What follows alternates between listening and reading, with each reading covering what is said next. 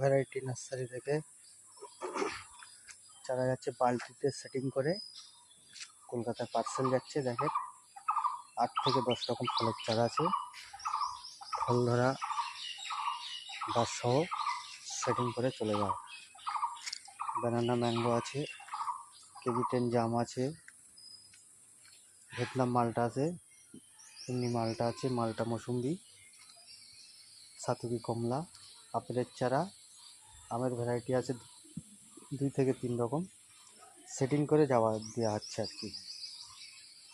দেখেন সুন্দর গাছ দেওয়া হচ্ছে, পার্সেল যাচ্ছে কলকাতায় বালতিতে সেটিং করে, টবে সেটিং করে দেওয়া হয়েছে।